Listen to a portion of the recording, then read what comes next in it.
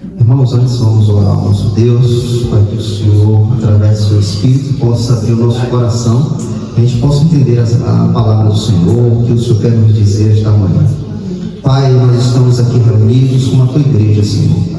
Pai, ninguém está aqui à toa, foi o Senhor que chamou, foi o Senhor que trouxe cada um que está aqui à tua igreja. Senhor, nós queremos entender a tua palavra, queremos saber o que o Senhor quer nos dizer, queremos entender qual é a direção que devemos tomar. Senhor, que teu Espírito venha nos conduzir ao entendimento da tua palavra. Abre a nossa mente, abre o nosso coração, para que a gente possa entender a tua palavra.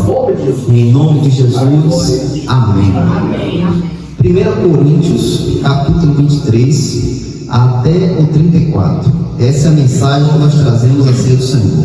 Os irmãos que estão novos na igreja, toda ceia nós trazemos esta mensagem. 1 Coríntios, capítulo 11, versículo 23 ao 34.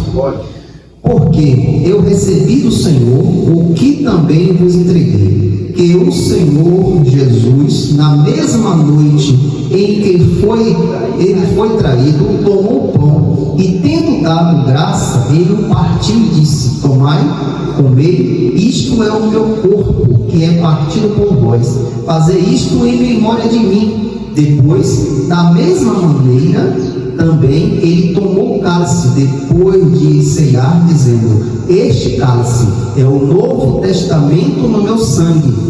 Fazei isso todas as vezes que beberdes, em memória de mim. Porque todas as vezes que comer este pão e beber este cálice, proclamarás a morte do Senhor até que ele venha. Portanto, qualquer que comer este pão e beber este cálice do Senhor indignamente será culpado do corpo e do sangue do Senhor.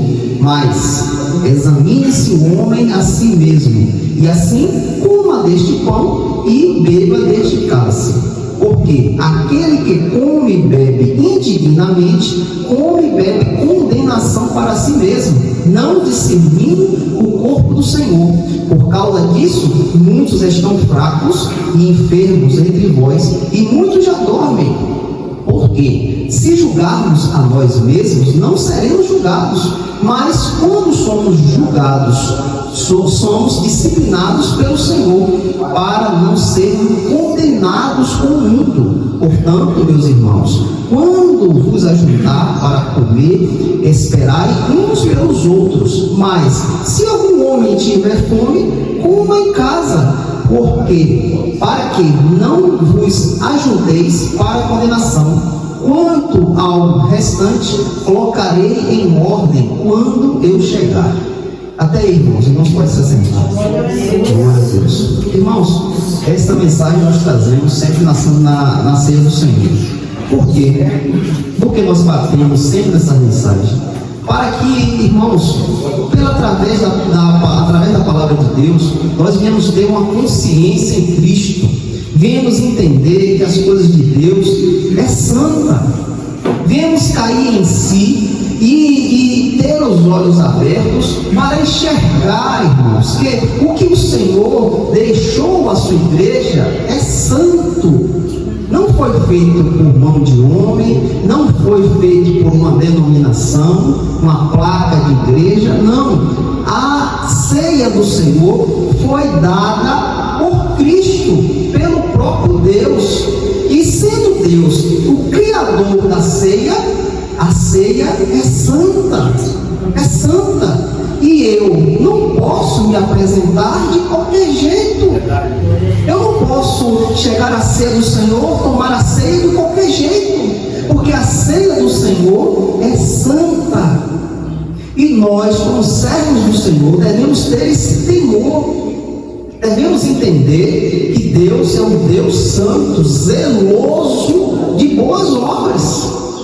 E nós, como servos dele, devemos nos prostrar e aceitar o que o Senhor coloca diante de cada um de nós.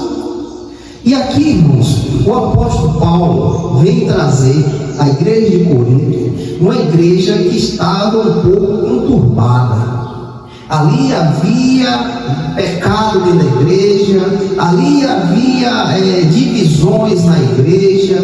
Os irmãos, quando iam cear, não esperavam pelo outro. Os mais fracos, os que tinham menos economia, eram desprezados. E uns comiam mais, outros comiam menos, ou não achavam nada, outros se embriagavam.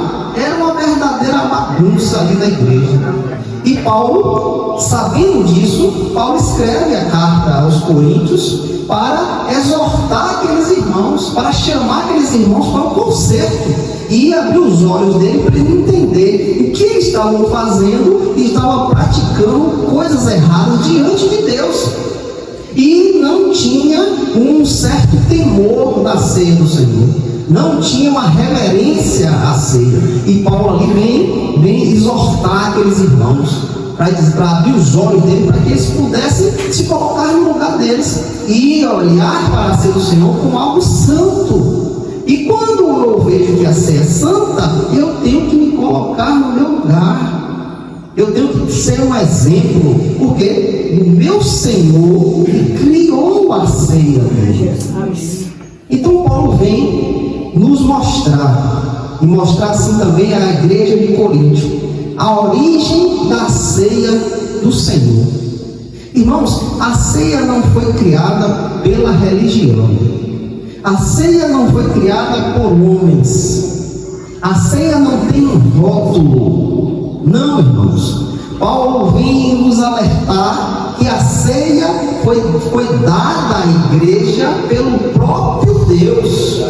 O próprio Deus criou, trouxe a ceia para que nós possamos lembrar de Cristo, lembrar do que Ele fez na cruz. Pois, irmãos, nós somos propícios a esquecer. Nossa carne é propícia a não se lembrar. Aquele momento de alegria ali, está bem, está bonito, está maravilhoso, mas passa um tempo, a gente esquece. E Paulo vem trazer a memória aos irmãos, a lembrança, a origem da ceia do Senhor. Em 1 Coríntios capítulo 11, versículo 23 a 25, Paulo aqui diz da onde procede a ceia. Porque eu recebi do Senhor. Paulo aqui indica quem foi que deu a ceia para ele trazer à igreja. Eu recebi do Senhor. Então, Paulo mostra aos irmãos que a ceia do Senhor não é qualquer coisa. Você não pode se apresentar de qualquer jeito. Tem que haver uma limpeza, irmãos. Tem que haver uma purificação. Mas eu não falo de purificação como os sacerdotes faziam. Não, nada disso, irmãos. Eu falo é sua vida limpa diante de Deus.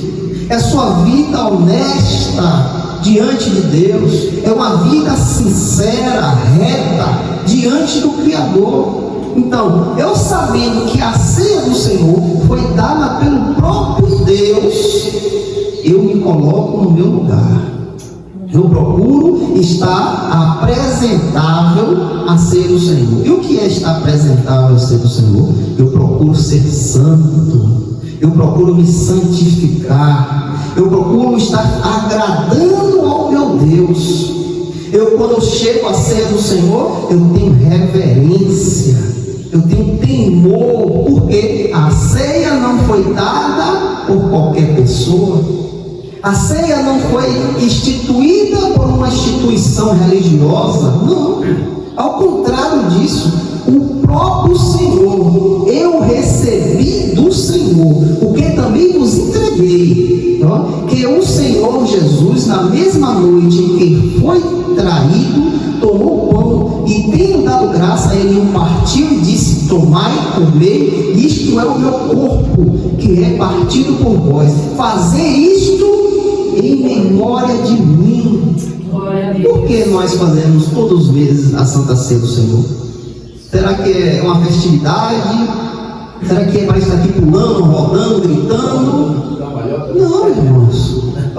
Fazer isto em memória de mim. A ceia foi instituída pelo próprio Deus para que o povo dele viesse lembrar do que Cristo fez naquela cruz, para que o povo voltasse a ter a lembrança. Ó, o que foi que Cristo fez naquela cruz? Por que Cristo morreu naquela cruz? Então o Senhor nos dá a ceia para que nós venhamos lembrar dele em memória. A ceia, irmãos, é um memorial ao nosso Deus. O que é um memorial? É algo que fica ali para você lembrar para sempre. Para sempre você vai ter aquela lembrança. Você chega em um lugar importante, que ali um certo político edificou aquele lugar, e o que é que as pessoas fazem? Faz um busto e bota ali naquele político. E toda vez que você vai chegar naquele lugar, você vai ver aquele busto e vai se lembrar do que aquele político fez. Um memorial. Aquele busto nada mais é para você lembrar quem é aquele homem, o que foi que ele fez. Então a ceia do Senhor, irmãos, é para a gente lembrar de Cristo, a gente recordar o que foi que o Senhor fez. Então o Senhor deu a ceia à sua igreja, ó, fazer isto em memória de mim. Depois, da mesma maneira, também ele tomou o cálice, depois de ceiar, dizendo: este cálice é o Novo Testamento no meu sangue. Fazer isto todas as vezes que beberdes em memória de mim. Então o Senhor quer nos trazer a lembrança. A ceia nada mais é um memorial para que nós venhamos nos lembrar de Cristo, para que nós venhamos nos lembrar daquele que desceu do céu, pisou nesta terra para nos trazer salvação e vida eterna, irmãos. Então todos os meses nós nos reunimos para quê? Para festejar, para gritar, para rodar, para pular. Não, irmãos, nós nos reunimos para lembrar de Cristo através do memorial que Ele nos deu. A ceia é um memorial, o batismo é um memorial. Então, nós sabemos a origem da ceia do Senhor. A origem dele é o próprio Deus. Agora nós vamos entender por que nos reunimos para ceiar, qual é a importância e o que essa reunião na ceia do Senhor traz. Clama, fala o que? O anúncio da ceia do Senhor. A ceia do Senhor, irmãos, também tem um fato que é propício. Na ceia do Senhor nós nos reunimos para proclamar, para falar algo, para mostrar algo. A ceia do Senhor nós proclamamos. O apóstolo Paulo diz que a ceia anuncia. Onde é que nós vemos isso? 1 Coríntios capítulo 11, versículo 26. Porque todas as vezes que comer deste pão e beber deste cálice, proclamarás. Você vai falar, você vai indicar, você vai mostrar, você vai proclamar. E proclamar o quê? A morte do Senhor, até que Ele venha. Então, irmãos, todas as vezes que nós nos reunimos, aqui há uma proclamação. Aqui neste momento, todos nós proclamamos algo. O simples gesto de você estar com um pedaço do pão e o suco da uva, você está proclamando. Quando você levanta ali, você está proclamando, anunciando. Você se torna um anunciador. E o que é que nós anunciamos? A morte do Senhor até que Ele venha. Então toda a ceia nós proclamamos, anunciamos a morte do Senhor. E o que foi que aconteceu quando o Senhor morreu naquela cruz? Por que Ele morreu naquela cruz? Os anunciadores de Cristo anunciam a morte do Senhor, porque através da morte de Cristo na cruz fomos salvos. Glória a Deus. Fomos salvos. O Senhor pagou o preço que antes estava em nossa caderneta. Você tinha uma dívida, e esta dívida iria ser cobrada. Você não tinha escapatória, não tinha o que fazer. E outra coisa, você não ia ter nunca dinheiro para pagar esta dívida, porque esta dívida não se paga com dinheiro.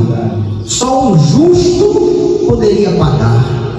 Só o sangue de um justo poderia selar esta dívida. E nós sabemos, quando Cristo morre ali naquela cruz, Ele paga a dívida. Ele decreta, está pago. Ele sela com o sangue dele que foi derramado naquela cruz. E todos aqueles que creem na pessoa de Cristo e na obra de Cristo é recompensado, é favorecido, é abençoado, porque a morte de Cristo paga a nossa dívida com Deus. Pois antes éramos devedores, e Cristo, quando morre naquela cruz, Ele abre as portas para a salvação, e a nossa dívida é paga pelo justo. Então, quando nós estamos aqui, levantamos o pão, levantamos o cálice, nós proclamamos: Cristo morreu pelos meus pecados. Ele morreu naquela cruz para me dar vida. Glória a Deus. E ao fato de proclamar, você se torna um anunciador. E toda a igreja anuncia a salvação por Cristo Jesus. E aqueles que não for crentes, que estejam ali naquele momento, eles irão ouvir: Cristo morreu pelo gesto que você irá fazer. Cristo morreu, e eles ouvirão o Evangelho. Então, irmão, você está vendo como é importante você estar na ceia do Senhor? Como é importante você anunciar, ser um anunciador de Cristo?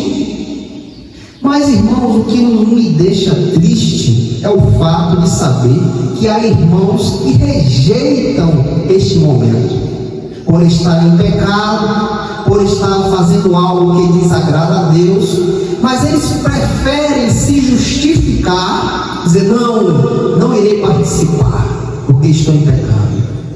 Eles perdem o privilégio de proclamar, de anunciar, por causa da falta de arrependimento, irmãos.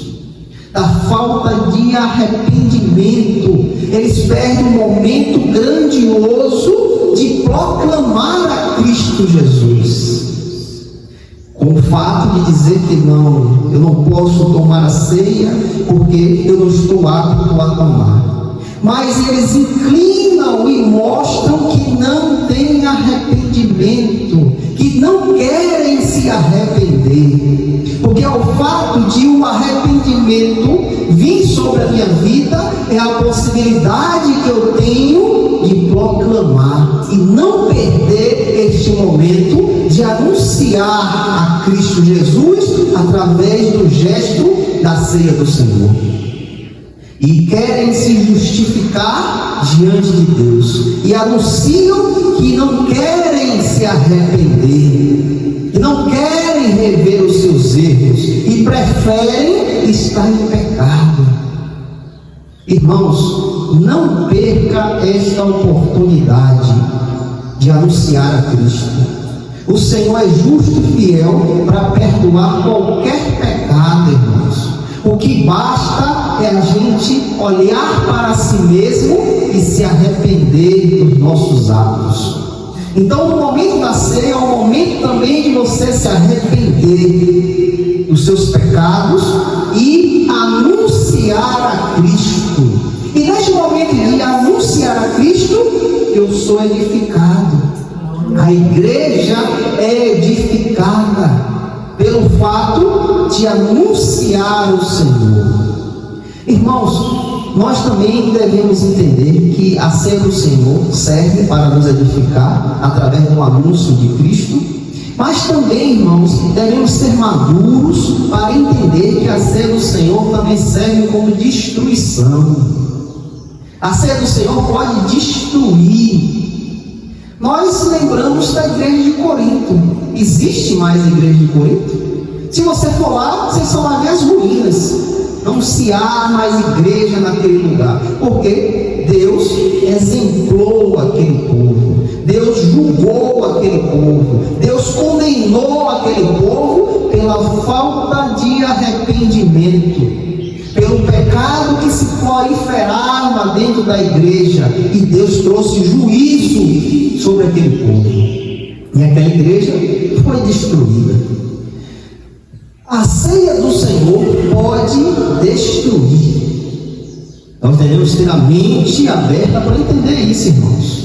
Como ela pode edificar, mas ela também pode destruir. 1 Coríntios capítulo 11, versículo 27 ao 34.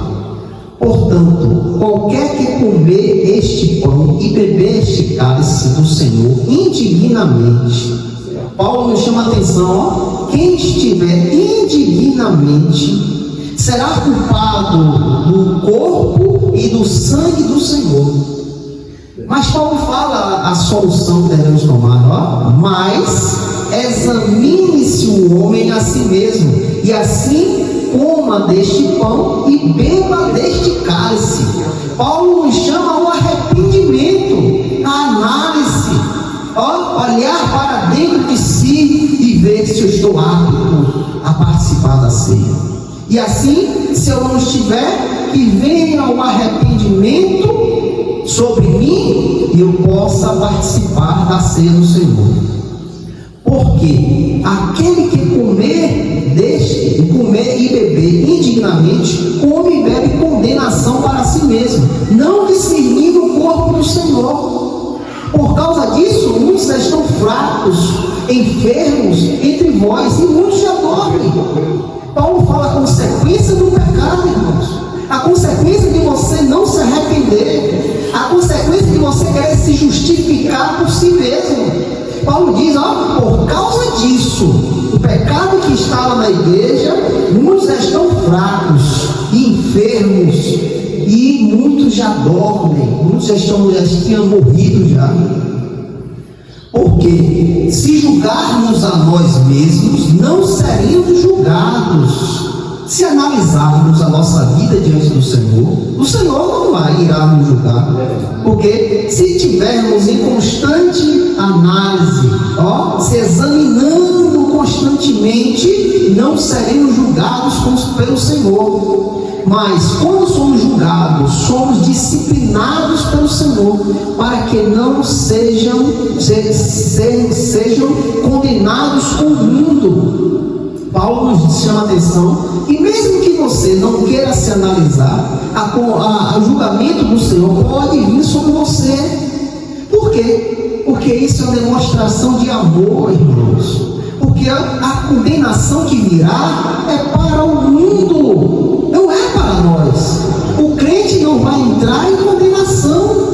O crente não vai passar pelo julgamento do ímpio. Esse não é o nosso julgamento, porque estamos em Cristo. Então, Paulo diz, mas quando somos julgados, somos disciplinados pelo Senhor, para não sermos condenados com o mundo. O mundo já está julgado, nós não, irmãos. É por isso que é importante essa análise, esse olhar para si. É importante o arrependimento ser contínuo em nossa vida, para que o Senhor não venha nos exemplar. Olha o amor de Deus. Porque muitas vezes irmãos passam por consequências, não porque Deus é mau, porque Deus esqueceu, não. Esse é o amor de Deus, para que você não seja julgado com o mundo. Então o Senhor te exempla, para que você abra os olhos, se arrependa e volte a Ele. Pois aqueles que estão no mundo já estão condenados. Aquele que crê será salvo, mas aquele que não crê já está condenado. As pessoas estão aí andando, trabalhando, vivendo as suas vidas, mas não sabem que já estão condenadas. Só Jesus Cristo pode nos tirar desta condenação, irmãos. Então o Senhor nos chama a atenção, Analise-se, olhe para você constantemente. Veja se sua vida está em Cristo. Seja santo, fuja do pecado, para que você não caia na condenação que o mundo já está julgado. Portanto, meus irmãos, quando vos ajuntais para comer, esperai uns pelos outros. Irmãos, a igreja é um corpo. Todos nós fazemos parte de um corpo. A mão pode tomar uma decisão sem o cérebro pensar. O pé pode dar um passo sem a indicação do cérebro. Não tem como, irmãos. Quando o cérebro indica, a mão vai ter ação.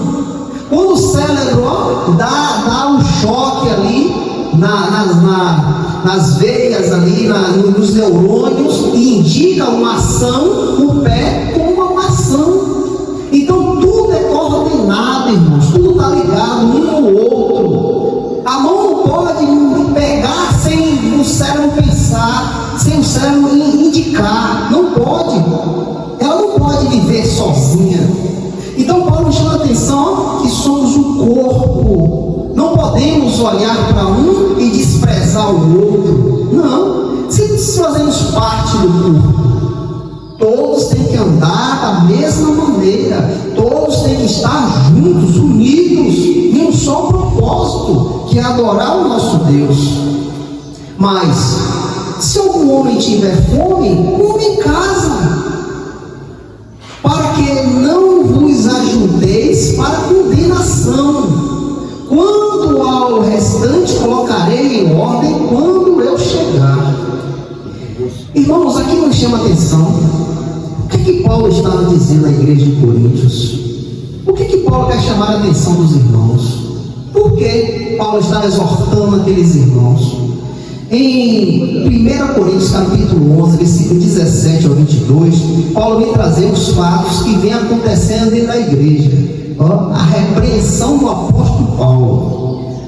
1 Coríntios 11, 17 ao 22. Ora, nisto eu declaro a vós: não vos louvo, porque não vos ajunteis para melhor, mas para pior. Paulo trazia a lembrança daqueles irmãos que eles estavam se ajuntando não para edificação, mas para pior, para destruição.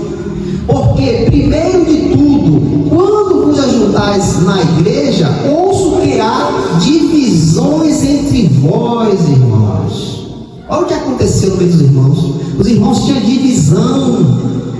Tinha ali grupinhos dentro da igreja.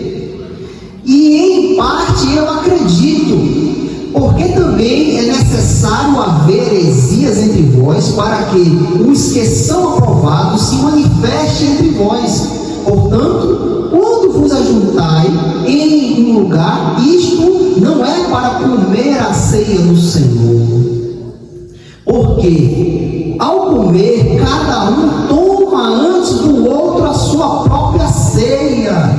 Ninguém esperava ninguém não, irmãos. Caíam para dentro, comiam, bebiam e não estava nem aí. E um tem fome e o outro está embriagado.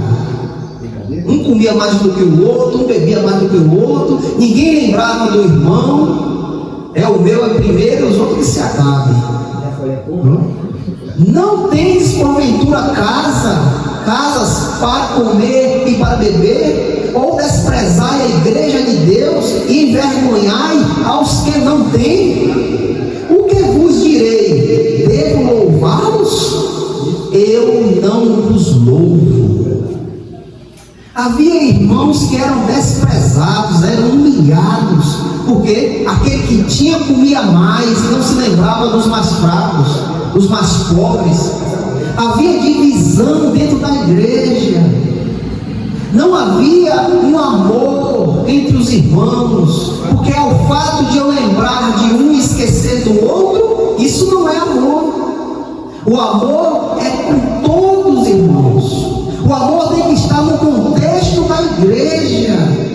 Não pode haver separação entre os irmãos. E ali Paulo adverte esses irmãos, porque eles estavam participando da ceia para condenação, porque eles não discerniram o corpo do Senhor, eles desprezavam o corpo do Senhor.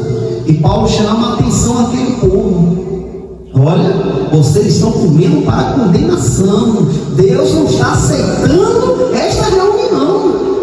Vocês estão buscando condenação para si mesmos. Vocês serão culpados do corpo e do sangue de Cristo. Irmãos, hoje em dia não é diferente. Hoje em dia, irmãos, você pensa que está bem, está maravilhoso? Não. Hoje também desprezam irmãos da igreja. Hoje separam irmãos. Hoje vê irmãos que têm para dar, e esses são favorecidos. Irmãos, e Deus não se agrada disso, irmãos. Deus não se agrada. A igreja de Coríntios foi destruída. Deus destruiu a igreja de Corinto. Por quê? Por falta de obediência, por falta de humildade, falta de arrependimento, falta de olhar para o seu irmão com amor. Não houve amor dentro da igreja. E o princípio de tudo, irmãos, é o amor. Você daqui a pouco vai celebrar a ceia do Senhor, e esta ceia é uma manifestação do amor de Deus. Porque nós lembramos de quê? A morte de Cristo. Cristo deu a vida dele por nós. O maior amor da face da terra é o amor de Deus, irmãos, e não há outro. Você pensa, é o amor da minha mãe, é o amor do meu pai, é meus irmãos. Não, irmãos, o maior amor que existe é o amor de Deus, porque Ele entregou a vida dele por vontade própria. Pela sua própria vontade, Ele entrega a vida dele por pessoas que talvez não iriam aceitá-lo. Ele abre as portas do céu em uma manifestação de amor. Então, se não houver este amor na igreja, o Senhor irá aceitar essa manifestação da ceia? Não é aceitável a Deus, porque a divisão, a contenda, a intriga, a raiva de um irmão com o outro, não, o corpo não está andando, o corpo está manco, o corpo está sem um braço, sem uma mão, e como vai movimentar, se faltando o membro? Não tem como. Então, irmãos, isso nos traz a memória para que a gente possa nos analisar. A gente cair em si. O que é que nós estamos fazendo? A minha vida está em Cristo. Eu amo meu irmão. Eu estou ali na ceia preocupado com o irmão que não veio. Será que nós estamos assim? Será que a nossa mente está assim? Nos inclinando ao amor de Deus? Então, irmãos, devemos nos inclinar a isso, a expressar o amor de Deus. Nós tivemos a visita do irmão aqui ontem, o presbítero Dene veio aqui nos abençoar. O irmão falou o que sempre a igreja está lançando diante dos irmãos: conserto, vida digna diante de Deus, uma vida santa, separada, uma vida que expressa Cristo. Sempre te bate nesses pontos, irmãos. Se sua vida não mostrar Cristo, não adianta. Não adianta você ser cristão. Eu estou 50 anos, eu tenho 80 anos de crente, mas se sua vida não fala Cristo, não adianta, irmãos. Não adianta, você está perdendo tempo. Esse tempo todo que você tem foi perdido. Eu estava no meu trabalho, aconteceu um fato. Quando eu chego primeiro para abrir o centro, e ali chegou um rapaz. Ele parece que tinha um defeito assim, estava meio mancando, não falava direito, pedindo um carro para levar para a feira de Santana, para ir ao enterro da mãe. Mas lá a gente tem que ter a autorização do chefe de setor. Ele disse: aguarde um pouquinho aí, que quando chegar aqui eu falo com ela. Mas ele estava meio agitado. Ele tinha uma dificuldade, e acho que pela dificuldade ele estava meio agitado. Aí chegou alguém do setor, eu fui e falei, aí a moça só com a chefe chegar. Peguei ele, levei ao do setor, o chefe não tinha chegado ainda, e ali tipo, tentando acalmar, e ele meio desesperado.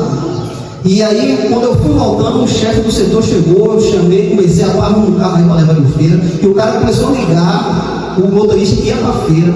Mas ele ficou em outra sala, e ali ele falando com o pessoal, uma pessoa se levantou e deu dinheiro a ele. Ele passou correndo assim, aí eu saí e foi o caso, o que aconteceu? Não, fulano deu dinheiro ali. E depois, irmãos, o Espírito Santo fala conosco, irmãos. É por isso que nós devemos estar sensível à voz do Espírito.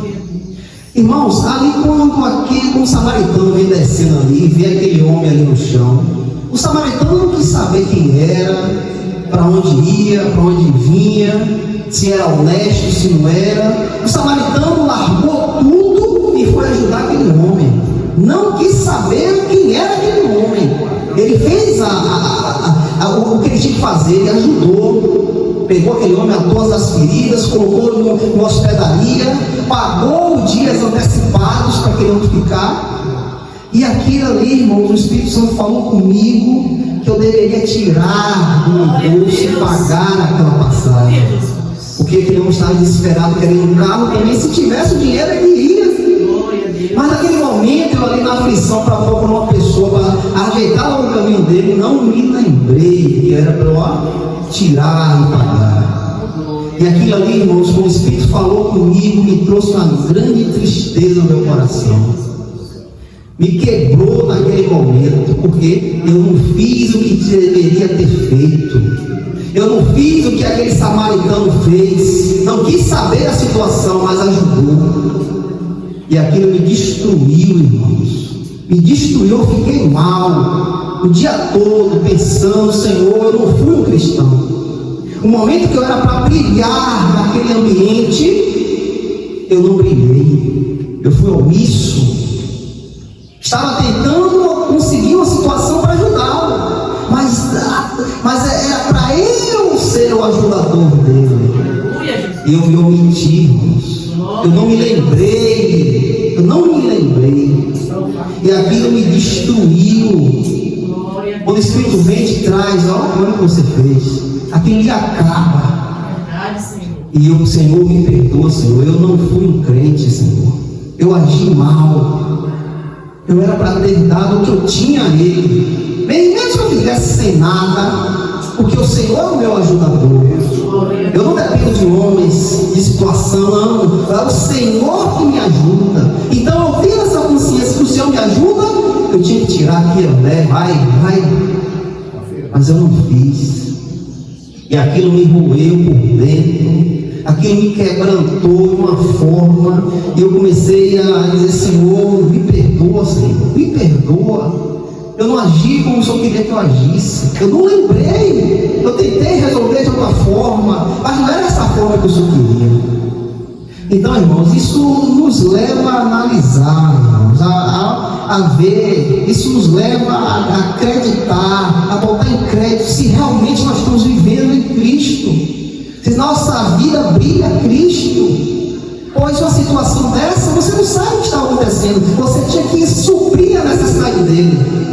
Não sei quem é. Se fosse fazer outra coisa errada, é com ele e Deus. Mas Deus quer ver você. Deus quer ver a sua atitude. Deus quer ver o momento. Cadê você? E muitas vezes nós se omitimos. Nós se fechamos os olhos. E ali o Senhor me levou àquela passagem que Paulo estava ali, já tinha vindo de uma visão no céu, nos terceiros céus. E Paulo, ao ver aquela manifestação que Deus trouxe a Paulo, Deus coloca um espírito para atormentar Paulo, para que Paulo não se engrandecesse diante dos irmãos.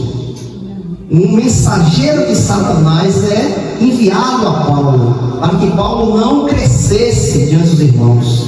E ali Paulo, atormentado por aquilo, Paulo ora 3 vezes a Deus, pedindo, Senhor, tire isso de mim. Senhor, tire isso de mim. Senhor, eu não aguento isso, tira isso de mim. E o Senhor, na sua soberania, diz a Paulo: a minha graça te basta. A minha graça te basta. 2 Coríntios capítulo 12, versículo 9, ó. E disse-lhe: a minha graça é suficiente para ti, porque a minha força se aperfeiçoa na fraqueza. Irmãos, isso me chamou a atenção de entender que sem Deus nós não somos nada, irmãos. Sem Deus nós não fazemos nada. Se Deus sair um momento de nossa vida, nós estamos perdidos, porque vamos inclinar ao pecado. Vamos inclinar aquilo que desagrada a Deus. Vamos ser desobedientes. Se Deus sair, nós estamos acabados, porque a sua carne não adora a Deus, o seu coração está longe de Deus. E o que nos faz estar diante do Senhor é a presença do Senhor em nossa vida, o seu Espírito. E aquilo me deixou arruinado, irmãos. Eu falando com Deus, o Senhor me deu essa mensagem, ó: a minha graça te basta, porque o meu poder se manifesta na fraqueza. É quando eu estou fraco, aí sim eu estou forte. E aí eu vi cair em si e dizer: ó Senhor, sem tua presença eu não sou nada. E isso me faz se humilhar diante do Senhor e rever sempre a minha vida, para que eu possa expressar Cristo, para que eu possa entender que sem a presença dele eu não sou nada.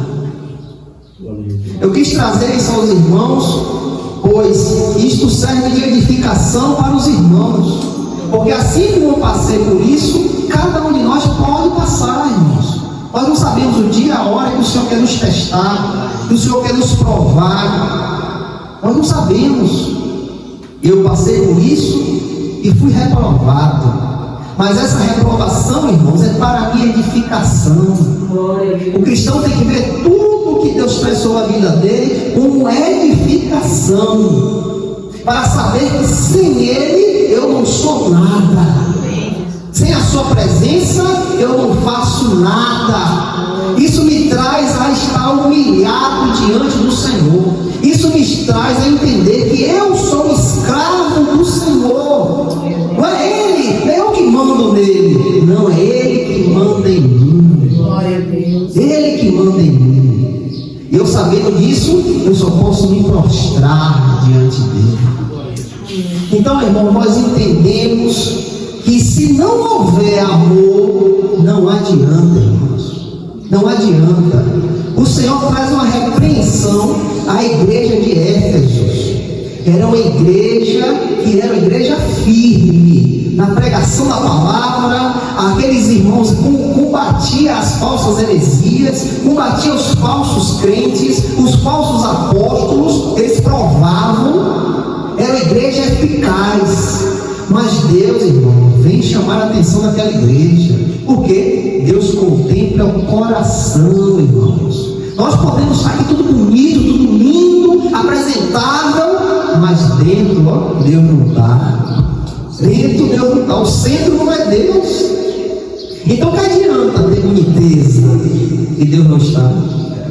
A igreja de Éfeso era uma igreja firme na pregação, firme nas falsas heresias, não deixava entrar. Elas combatiam os falsos crentes, elas caíam de frente contra eles, mas Deus, que sonda os corações, Deus vê algo lá dentro. Olha que Deus diz, ó, ao anjo da igreja, Apocalipse capítulo 2, versículo 1 ao 7.